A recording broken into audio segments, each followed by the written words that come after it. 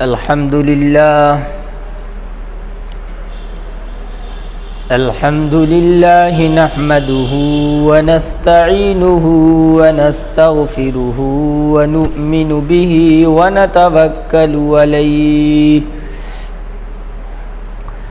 ونعوذ بالله من شرور أنفسنا ومن سيئات أعمالنا من يهده الله فلا مضل له ومن يضلله فلا هادي له ونشهد أن لا إله إلا الله وحده لا شريك له ونشهد أن سيدنا وسندنا وشفيعنا وحبيبنا ونبينا ومولانا محمد وبارك وسلم. أعوذ بالله من الشيطان الرجيم. بسم الله الرحمن الرحيم. الحمد لله رب العالمين الرحمن الرحيم مالك يوم الدين. صدق الله العظيم. درود پاک پڑھیں. اللہم صلی وسلم علی سیدنا و نبینا و مولانا محمد وبارک وسلم کما تحب و ترضى عدد ما تحب و ترضى. میرے محترم بزرگوں، دوستو، عزیز ساتھیوں، سورہ فاتحہ کی ابتدائی چند آیتیں نئے آپ حضرات کے سامنے پڑھی ہے. یہ وہ سورت ہے جسے ام الکتاب کہا جاتا ہے. ام الکتاب یعنی پورے قرآن پاک کا جو خلاصہ ہے. پورے قرآن پاک کے اندر اللہ رب العزت کیا ارشاد فرما رہے ہیں، نچوڑ کے طور پر سورہ فاتحہ کے اندر اللہ رب العزت نے تمام چیزوں کو بیان کر دیا ہے. سورہ فاتحہ ایسی سورت ہے جسے نماز کے ہر رکعت کے اندر پڑھی جاتی ہے. تقریباً ہر مسلمان کو یہ سورت یاد ہوتی ہے. میرے بھائیوں، جو آیت میں نے پڑھی ہے اس آیت کے اندر اللہ رب العزت فرما رہے ہیں الحمد للہ رب العالمین، جس کا ترجمہ یہ ہے کہ تمام کی تمام تعریفیں اللہ کے لیے ہیں. رب العالمین جو تمام جہانوں کا پالنے والا ہے، تمام جہانوں کا پروردگار ہے. الغرض خلاصہ یہ ہے کہ اس کائنات کے اندر جتنی چیزیں ہمیں نظر آ رہی ہیں، چاند ہو، سورج ہو، ستارے ہوں، دریا ہو، پہاڑ ہوں، یہ تمام کی تمام چیزیں اللہ رب العزت کی نشانیاں ہیں. ہم کوئی خوبصورت چیز دیکھتے ہیں، کوئی انوکھی چیز دیکھتے ہیں، چاند کو چمکتا ہوا دیکھتے ہیں، سورج کی روشنی کو دیکھتے ہیں، کوئی خوبصورت چیز دیکھتے ہیں، پہاڑوں کو جب دیکھتے ہیں تو ہم تعجب میں پڑ جاتے ہیں، حیرت میں پڑ جاتے ہیں کہ اتنے بڑے بڑے پہاڑ اللہ رب العزت نے کیسے اس زمین پر نصب کیے. اتنا بڑا سورج جو اپنی روشنی کو پوری دنیا کے اندر اپنی روشنی بکھیر رہا ہے، کیسے اللہ تبارک و تعالی نے اس کو پیدا کیا. اتنا بڑا چاند اللہ رب العزت نے پیدا کیا جو پوری دنیا کو روشنی پہنچا رہا ہے. تو میرے بھائیوں، جب ان تمام مخلوقات کو ہم دیکھتے ہیں تو اس کی تعریف کرتے ہیں. حقیقت میں یہ اس چیز کی تعریف نہیں ہے بلکہ اس کے بنانے والے کی تعریف ہے۔ ہم کسی بلڈنگ کو دیکھتے ہیں، کسی مسجد کو دیکھتے ہیں، بہت عالی شان بنی ہے، تو در حقیقت اس چیز کی تعریف نہیں بلکہ اس کے بنانے والے کی تعریف ہوتی ہے۔ ایسے ہی کائنات کی کسی چیز کو ہم دیکھتے ہیں جو بہت خوبصورت نظر آتی ہے، دل کو اپنے طرف کھینچتی ہے، تو زبان سے بے ساختہ یہ الفاظ نکلتے ہیں کتنی بہترین چیز ہے۔ تو میرے بھائیوں، یہ بہترین چیز جو ہم کہہ رہے ہیں یہ در حقیقت اس کی تعریف نہیں بلکہ اس کے بنانے والے کی یعنی اللہ کی تعریف ہے۔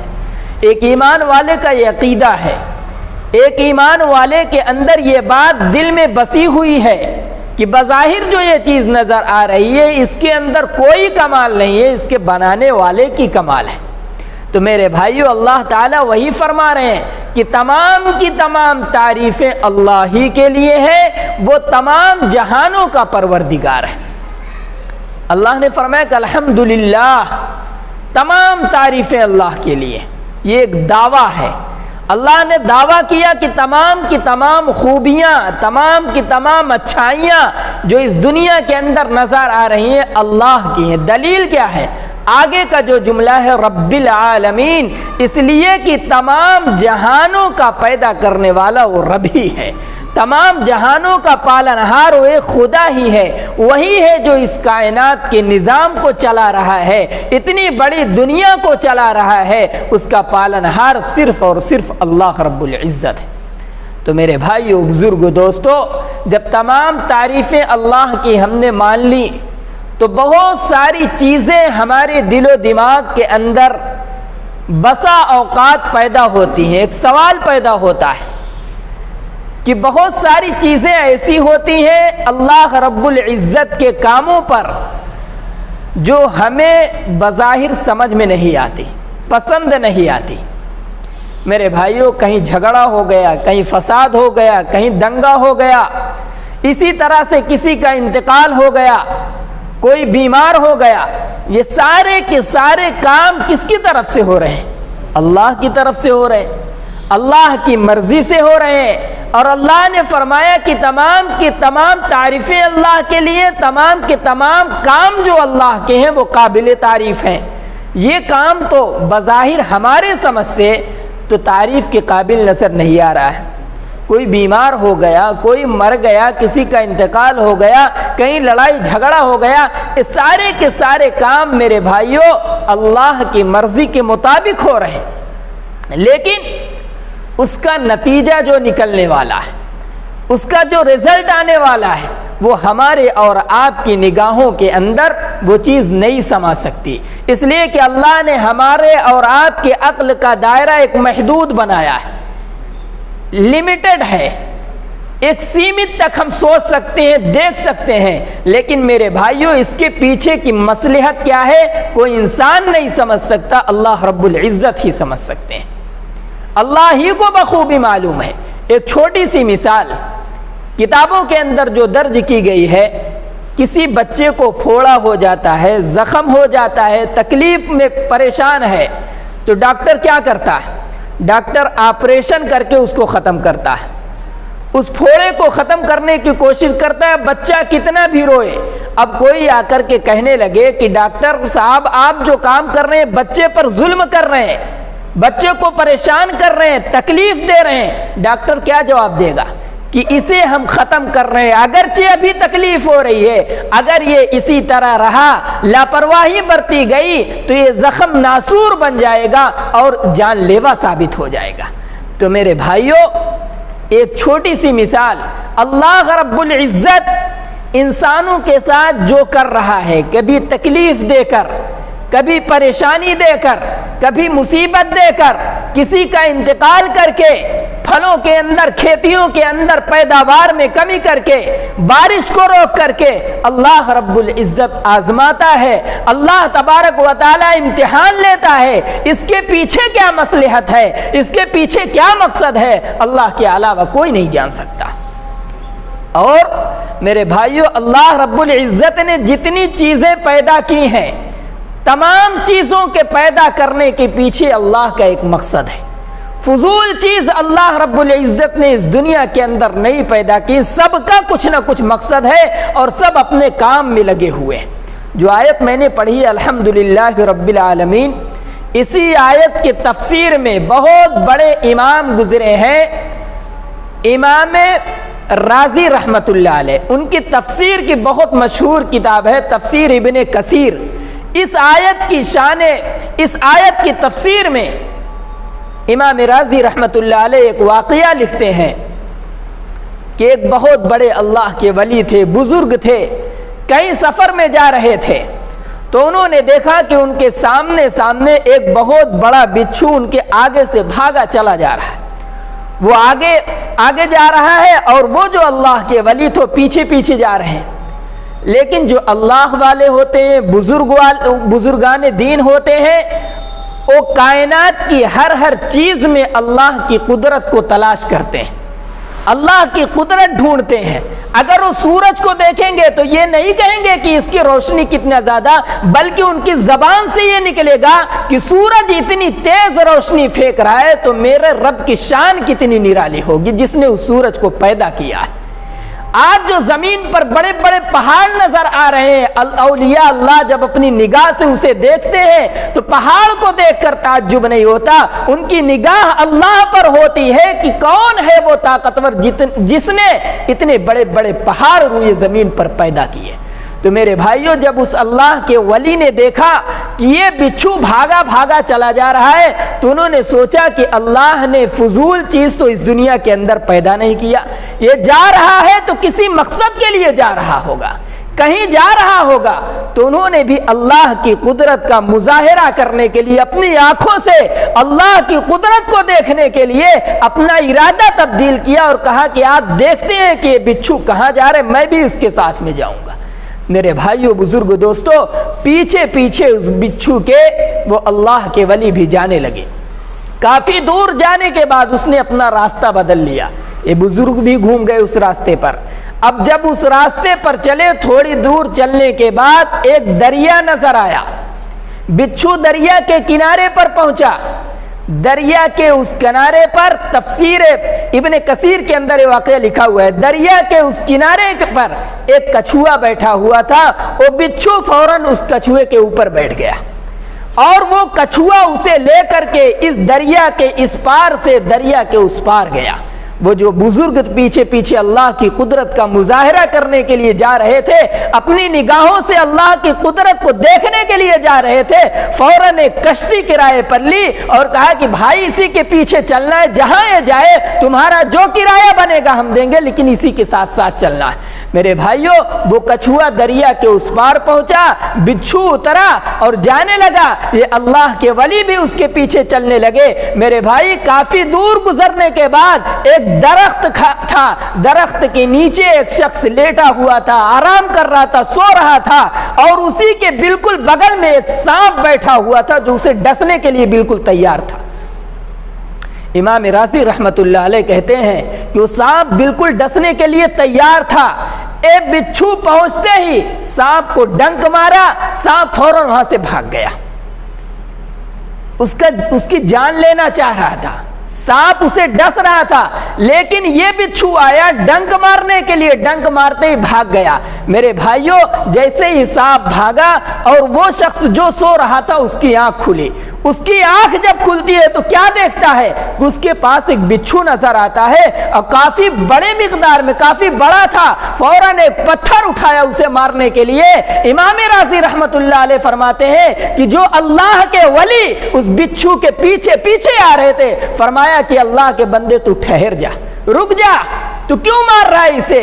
اس شخص نے جواب دیا کہ مجھے ڈسنے کے لیے آیا ہے، یہ مجھے مارنے کے لیے آیا ہے، مجھے ڈنک مار دے گا، میں تکلیف میں مبتلا ہو جاؤں گا۔ تو اس بزرگ نے جواب دیا کہ نہیں، تم نہیں جانتے اللہ نے کسی چیز کو فضول پیدا نہیں کیا ہے، سب کو کسی نہ کسی کام پر لگایا ہے۔ تم جانتے ہو میں اس کے پیچھے پیچھے سے کہاں سے آ رہا ہوں؟ اللہ نے تمہاری زندگی بچانے کے لیے اس چھوٹی سی مخلوق کو سمندر کے اس پار سے بھیجا ہے تاکہ تمہاری جان بچ سکے۔ اور میں نے دیکھا کہ اس نے سانپ کو جو تمہیں ڈسنے والا تھا اس کو ڈنک مارا، سانپ بھاگ گیا، تب جا کر کے تمہاری آنکھ کھلی۔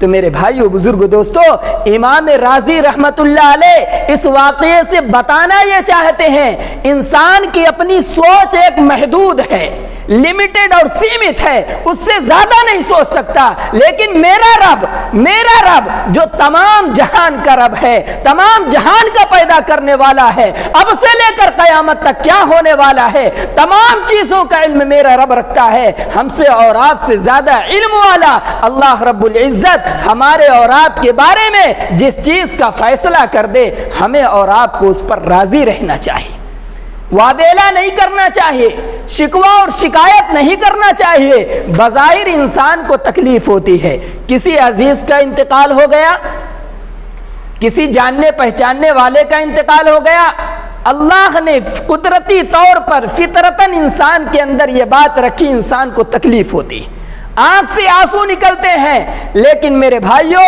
ایک ایمان والے کو اللہ کے رسول صلی اللہ علیہ وسلم نے حکم دیا تمہیں کتنی ہی تکلیف پہنچ جائے اپنی زبان سے اللہ کے فیصلے پر کبھی شکوہ مت کرنا۔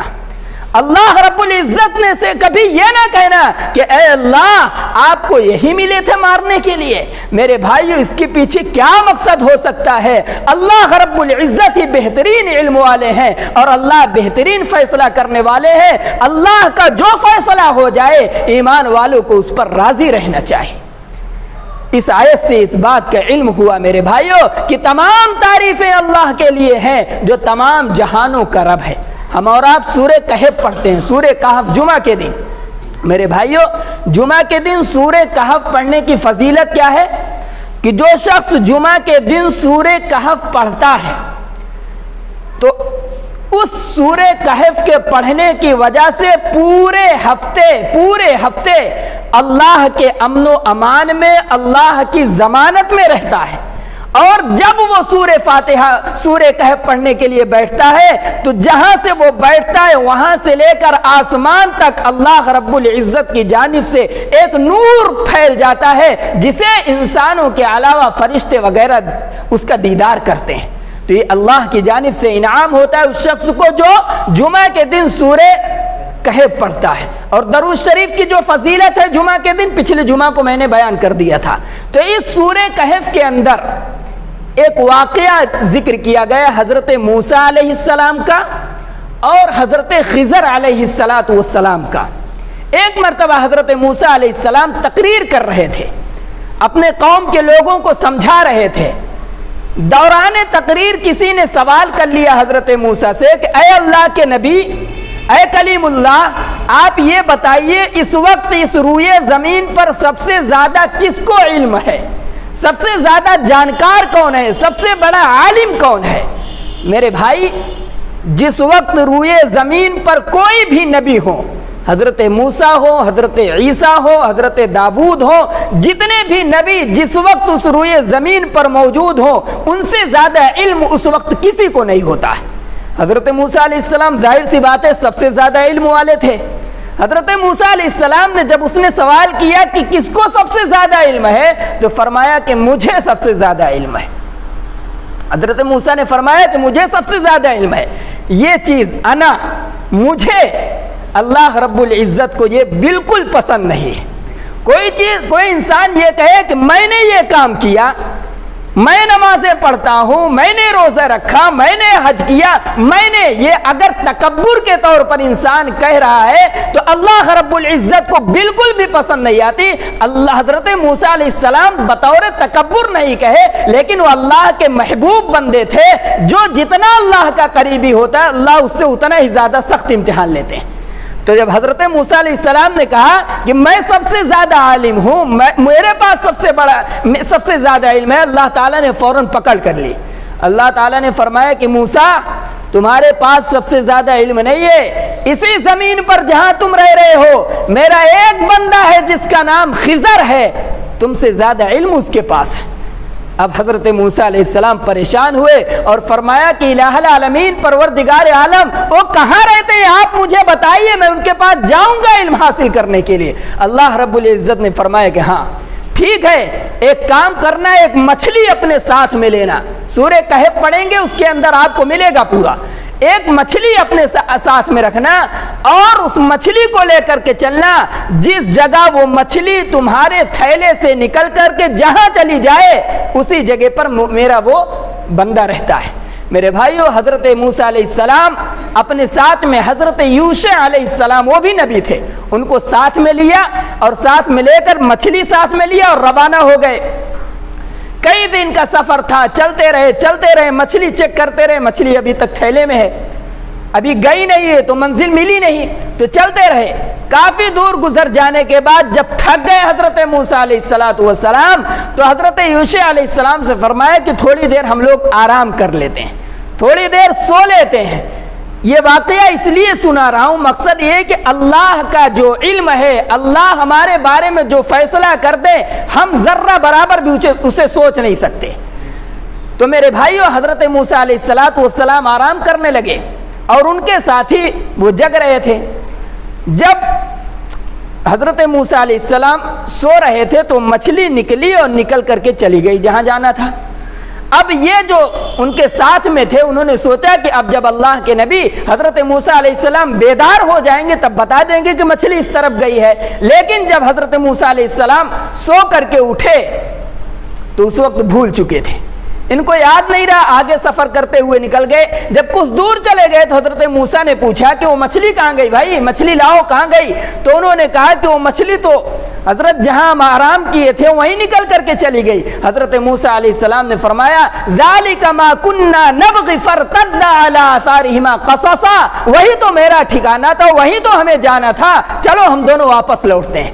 میرے بھائی، جہاں آرام کیے تھے پھر وہیں پر آئے، مچھلی جہاں گئی تھی بتایا اس شخص نے، حضرت موسیٰ علیہ السلام اور دونوں آدمی وہیں پر گئے۔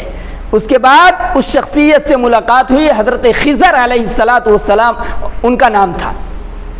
حضرت موسیٰ علیہ السلام نے کہا کہ میں آپ کے ساتھ میں رہنا چاہتا ہوں۔ انہوں نے کہا کہ آپ میرے ساتھ میں نہیں رہ سکتے، صبر نہیں کر پائیں گے، جو کام میں کروں گا آپ اس پر صبر نہیں کریں گے۔ قال الم اقل لک انک لن تستطیع معی صبرا، آپ میرے ساتھ نہیں رکھ سکتے، جو کام میں کروں گا آپ اس پر صبر نہیں کریں گے، بول پڑیں گے۔ حضرت موسیٰ علیہ السلام نے فرمایا نہیں، آپ مجھے اپنے ساتھ میں رکھیے، آپ جو کچھ بھی کہیں گے تمام چیزوں کو میں صبر کے ساتھ سنتا رہوں گا، برداشت کرتا رہوں گا۔ رکھ لیا۔ اس کے بعد میرے بھائیوں، حضرت موسیٰ علیہ السلام، حضرت خضر علیہ السلام ایک سفر پر نکلے۔ ایک دریا آیا، دریا پر دونوں آدمی سوار ہوئے، دونوں سوار ہو گئے ایک کشتی پر۔ اب جس کشتی پر سوار ہوئے اس کشتی والے نے کہا کہ آپ دونوں کا ہم کرایہ نہیں لیں گے، آپ کشتی پر جہاں چلنا چاہتے ہیں ہم آپ کو چھوڑ دیں گے۔ میرے بھائیوں، اس شخص نے پہلے ہی کہہ دیا تھا کرایہ نہیں لیں گے۔ اب حضرت موسیٰ علیہ السلام اور حضرت خضر کشتی پر بیٹھے ہیں اور حضرت خضر اسی کشتی پر جس پر بیٹھے تھے کرایہ بھی معاف کر دیا تھا، اس کا جو پلڑا لکڑی کا لگا ہوا تھا اسے توڑنے لگے، نکالنے لگے، بگاڑنے لگے۔ تو حضرت موسیٰ علیہ السلام نے کہا کہ آپ یہ کیا کر رہے ہیں؟ اس نے ہمارے ساتھ احسان کیا، کرایہ بھی نہیں لے رہے ہیں اور آپ اسی کی کشتی کو خراب کر رہے ہیں، توڑ رہے ہیں۔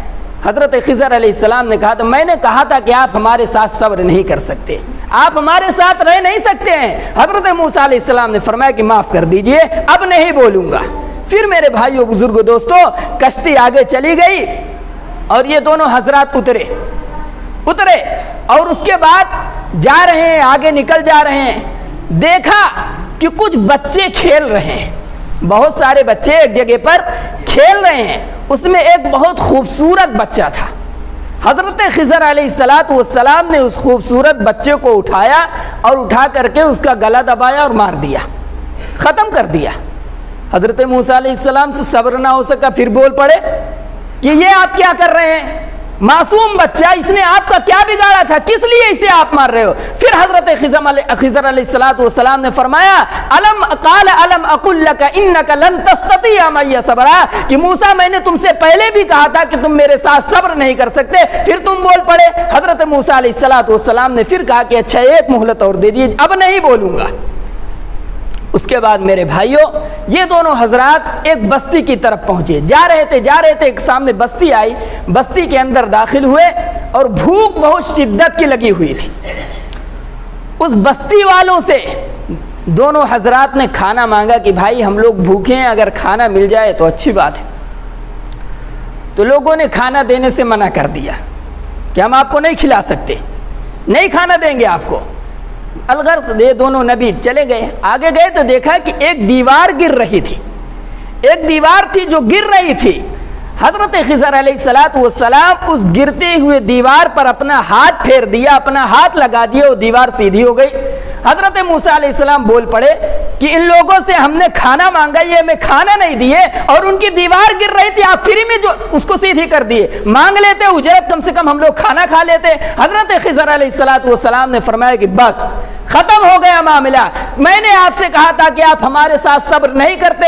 अब सुनो मैंने जो जो काम किया किस लिए किया, अल्लाह ही उसका इल्म, अल्लाह ही के पास उसका इल्म है। जो तुमने ये टोका था सबसे पहले कि वो फ्री में हमें कश्ती पर बिठा करके लेकर के जा रहा है और हम उसकी कश्ती के अंदर सुराख कर रहे हैं, उसके कश्ती के पल्ले को निकाल रहे हैं। तुम्हें मालूम है, मैं जानता हूं ये कश्ती जिस रुख पर जा रही है, एक कश्ती जिधर जा रही है वहां पर एक जालिम बादशाह है।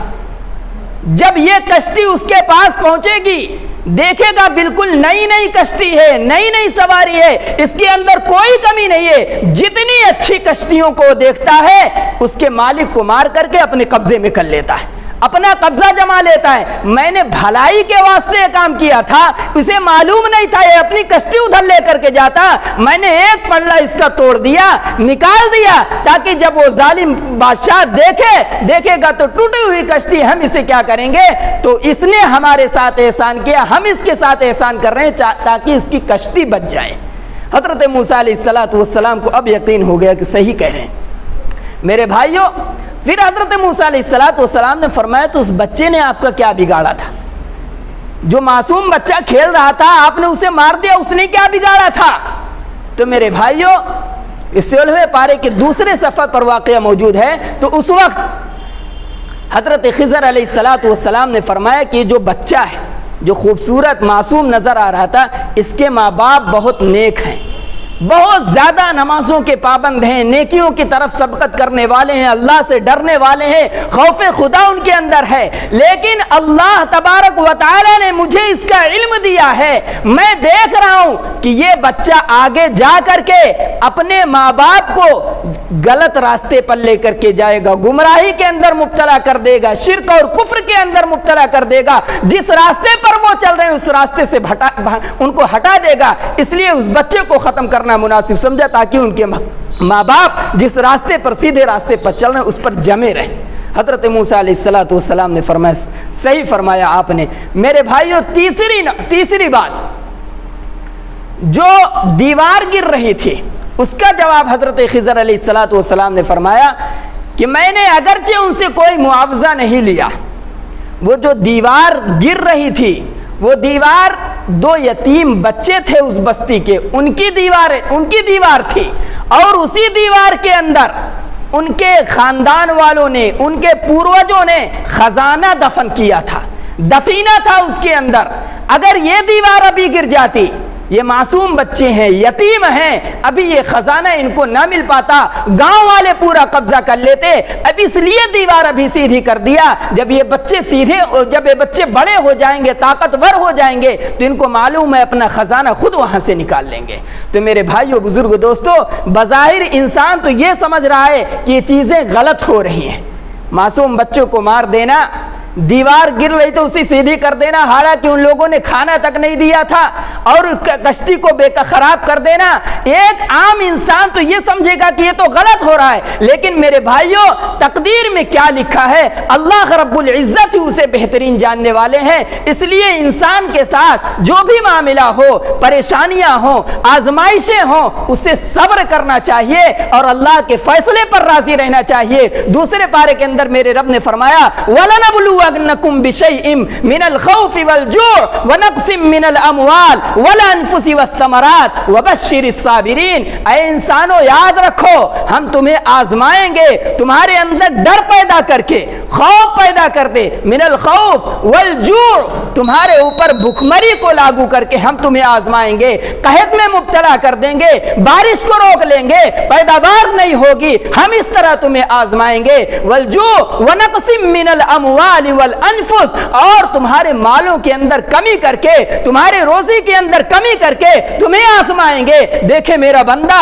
जब इसके पास दौलत थी मेरा शुक्र अदा करता था, आज गुर्बत आ गई है, शुक्र अदा कर रहा है कि नहीं कर रहा है। व नक्सिम मिनल अमवाल, तुम्हारे मालों के अंदर कमी करके हम तुम्हें आजमाएंगे। वल अनफुस, और तुम्हारे में से किसी को अपने पास बुलाकर मार करके इंतकाल करके आजमाएंगे कि ये मेरा बंदा अभी तक तो मेरा बहुत शुक्र अदा करता था, अब इसके किसी अजीज का इंतकाल हो गया, शिकवा शिकायत तो नहीं कर रहा है, अपने रब से नाराजगी का इजहार तो नहीं कर रहा है। वल अनफुसी वस्समरात, और अल्लाह ताला पैदावार के अंदर, फलों के अंदर कमी करके आजमाएंगे। वनक्सिम मिनल अमवाल वल अनफुसी वस्समरात वबश्शिरिस साबिरीन, और आगे अल्लाह ने फरमाया खुशखबरी हो, बशारत हो उन सब्र करने वालों को, अल्लज़ीना इज़ा असाबतहुम मुसीबा, जब उनको कोई मुसीबत पहुंचती है, कोई तकलीफ पहुंचती है, अल्लाह की नाशुक्री नहीं अदा करते हैं, बल्कि इन्ना लिल्लाहि व इन्ना इलैहि राजिऊन, वो कहते हैं हम अल्लाह के लिए इस दुनिया के अंदर आए हैं और अल्लाह ही की तरफ लौट करके जाएंगे, अल्लाह के हर फैसले पर हम राजी रहेंगे। मेरे भाइयों, ये ईमान वाले का ये तकाजा है, ईमान का ये तकाजा है कि ईमान वाला अल्लाह के हर फैसले पर राजी रहे और अल्लाह से दुआ करता रहे कि अल्लाह तबारक व तआला हम लोगों को अपने फैसले पर राजी रखने की तौफीक अता फरमाए।